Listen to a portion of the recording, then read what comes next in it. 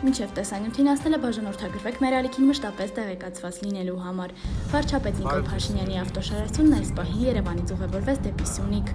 Հայաստանի Հանրապետության վարչապետ Նիկոլ Փաշինյանը դիմել է սյունեցիներին Սյունիքի մարզ ուղևորվելու ճանապարհին։ Ըստ վարչապետի ինքը տեղյակ է, որ մարզ այցելելու մասին գրառումը որոշակի գրքեր է բորբոքել, սակայն չի մեկնում այնտեղ գրքեր բորբոքելու համար, այլ նախ սյունեցիների նկատմամբ իր հարգանքի խոսքը փոխանցելու, երկրորդը նրանց աչքերի մեջ նայելու, նրանց հարցերին պատասխանելու, անհրաժեշտ բացատրություններ տալու համար։ Որոշումը ամենևին էլ գրքեր բորբոքելու համար չէ։ Ընդհակառակը ես նախ Սյունիքի մարզ գալու որոշումը կայացրել եմ գալու եւ սյունիքցիների նկատմամբ իմ հարգանքի եւ գնահատանքի տուրքը մատուցելու։ Երկրորդը առավել կարևորը ձեր հարցերին պատասխանելու, ուղիղ ձեր աչքերի մեջ նայելով ձեր հարցերին պատասխանելու, անհրաժեշտ բացատրություններ տալու եւ ես ինձ հաշվի եմ տալիս թե ձեր տված հարցերը ինչպիսին են լինելու եւ ես որոշակի համոզմունք ունեմ, որ ձեր տված հարցերին կկարողանամ ի վիճակի կլինեմ պատասխանել, ձեր կասկածները փարատել եւ եթե այսպիսի համոզմունք չունենայի, նման որոշում չէի կայացնի։ Ես էլի եմ ասում, ոչ թե իմ նպատակը քավլիցի գրքեր բորբոքելն է, ոչ թե իրավիճակը գրգռելն է կամ, այսպես ասած, մեր վերքերին։ Գորիսի քաղաքապետ Արուշ Արուշանյանը բերման է ենթարկվել ոստիկանություն։ Այս մասին հայտնեց Գորիսի փոխքաղաքապետ Մենուա Հովսեփյանը։ Նշենք, որ հենց քաղաքապետն է երեք հանդես եկել կոչով փակելու Նիկոլ Փաշինյանի մուտքը Սյունիքի մարզի տարածք։ Սյունեցիները փակել են Գորիս-Տաթև ավտոճանապարհը արգելելու Նիկոլ Փաշինյանի մուտքը Սյունիքի մարզի տարածք։ Գորիսի փոխքաղաքապետը քաղաքացիներին հորդորեց չտրվել սադրանքների, նրանք կոչ արեցին ոստիկաններին բացել ճանապարհը, որովհետև 500 գորիսցիներ հավաքվել եւ ցանկանում էին միանալ իրենց, բայց չէին կարողանում։ Հավաքվածները նաեւ պահանջ ներկայացրեցին ազատ արձակելու Գորիսի քաղաքապետին։ Փաշինյանը Սյունիքում սգո բաժակ բարձրացրեց։ Ժորժ ջան, այսօր սգոր է եւ մենք երրորդյա սգի շրջանակներում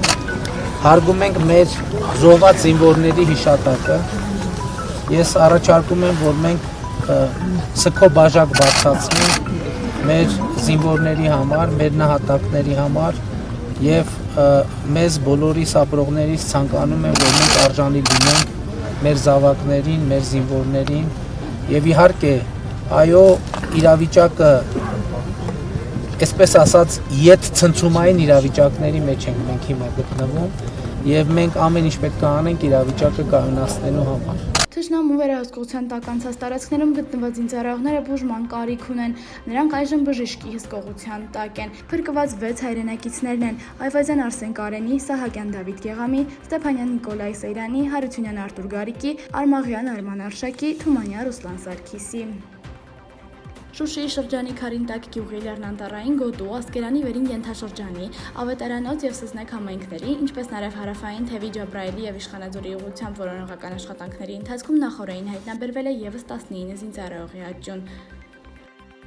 Երևանում նոր հանրային ավտոբուսներ կերթևեկեն 2021 թվականի հունվարի 2-րդ կեսից։ Առաջին խմբաքանակն արդեն Երևանում է, այս մասին հայտնում է Երևանի քաղաքապետ Հայկ Այսօր ձեզ հետ ուզում եմ կիսվել Երևանի նոր տրանսպորտային ցանցի նորություններով։ Ինչպես գիտեք, տարվա սկզբին կառավարության եւ EBRD բանկի հետ համատեղ հայտարարել էինք մրցույթ 100 հատ 12 մետրանոց ավտոբուսների Եվրո 6 ամենաբարձր ստանդարտներին համապատասխանող։ Ցավոք սրտի մրցույթը չկայացավ, դա պարզվեց ամառը, երբ որ բացեցին մրցույթի արդյունքները, հավանաբար այս պանդեմիայի, COVID-ի պանդեմիայի պատճառով էր ընկերությունները պատրաստ չէին մասնակցելու, քանի որ դժվարություններ ունեին, մասնակցեց ընդամենը 2 ընկերություն եւ երկուսն էլ չէին համապատասխանում այն պահանջներին, որը մենք դրել էինք։ Որպեսզի process-ը կանգ չառնի, այդ ժամանակ ես որոշում ընդունեցի, որ մենք պետք է ձեռք բերենք ավտոբուսներ մեր համայնքային բյուջեով, տնտեսված եւ նոր հավաքագրված գումարներով։ Միանգամից հայտարարվեց 100 կոմպակտ դասի ավտոբուսների մրցույթ։ Փառք Աստծո, մրցույթը կայացավ, հաղթողը կա եւ մատակարարումը այս պահին սկսել է։ Դեկտեմբերին կմատակարարվի 30 կոմպակտ դասի ավտոբուս, հունվարին կլինի եւս 30-ը եւ փետրվարին 40 նույն դասի ավտոբուս։ Պլանավորում ենք, որ փուլային այս ավտոբուսները կմտնեն ցանց եւ արդեն կսպասարկեն մեր քաղաքացիներին։ Ուստի առաջին 30 ավտոբուսը կհայտնվի Երևանի փողոցներում մոտավորապես հունվարի կեսերին կամ մի փոքր անց։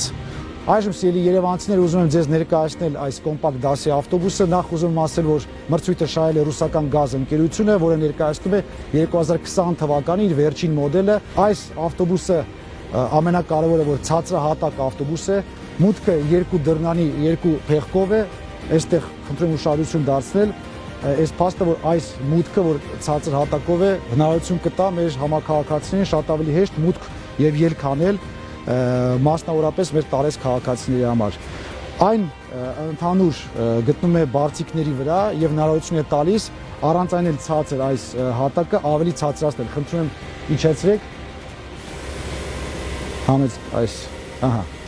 այսպես, տեսեք, եւ սա հնարավորություն է տալիս ծնողներին, որոնք երթևեկում են իրենց երեխաների հետ, շատ հեշտ արդեն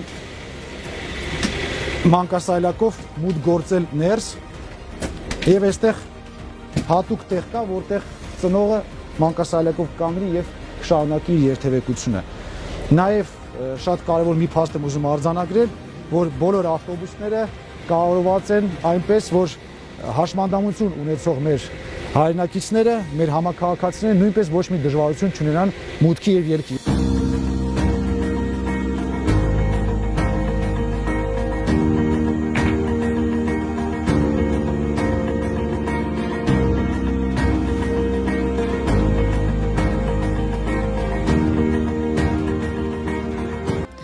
Կորոնավիրուսային հիվանդության հաստատված դեպքերի ընդհանուր քանակը 154,065-ն է, առողջացածները 133,176, փաստացի բուժվողները 17,579, ընդհանուր թեստեր 3 կատարվել է 567,755, մահվան ելքերը 2065, մահվան ելքերը այլ պատճառով 654։ Երեք կատարված թեստերի արդյունքում հայտնաբերվել է կորոնային վիրուսի հիվանդության 240 նոր դեպք, առողջացածները 644 են, փաստացի բուժում են ստանում 432 անձ, թեստերը կատարվել են 1009, մահվան ելքերը 26, մահվան ելքերը այլ պատճառով 2-ն են։ Արագածոտնի մարզի Ամբերտ, Ամրոզ եւ Քարիլիշ տանող ավտոճանապարհները փակ են։ Վարդենաց Լեռնանցքում Երևան-Սևան ավտոճանապարհին եւ Սյունիքի մարզի բոլոր ավտոճանապարհներին տեղ-տեղ ներկասառույց է։ Եվրոպական միության երկրների կողմից Բրիտանիայի հետ օդային եւ երկաթուղային հաղորդակցության կասեցման վերաբերյալ թարմացված տվյալները կորոնավիրուսի նոր շփման տարածման պատճառով։ Նիդերլանդները դադարեցնում է թռիչքների ընդունումը մինչև հունվարի 1-ը, Բելգիան առնվազն 1 օր չվերթների կասեցում, Եվրոստար դեպի Լոնդոն արագընթաց գնացքները նույնպես չեն երթևակում։ Իտալիա ավիափոխադրումների կասեցում, Ավստրիա որոշումն արդեն հաստատվել է իշխանությունների կողմից եւ մշակման փուլում է։ Գերմանիայում չվերթները կասեցում են դեկտեմբերի 21-ի կեսգիշերից մինչև հունվարի 6-ը, Ֆրանսիայում նույնպես որոշում կայացրեց դադարեցնել կեսգիշերից 48 ժամով։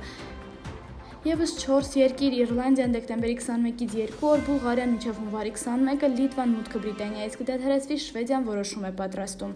Իսպանիան խնդրել է Եվրոպական միությանը մշակել ընդհանուր մոտեցում Բրիտանիայի տրանսպորտային կապերը փակելու համար։ Թուրքիան դադարեցնում է ավիափոխադրումների ընդունումը Մեծ Բրիտանիայից, Նիդերլանդներից, Դանիայից եւ Հարավաֆրիկյան Հանրապետությունից։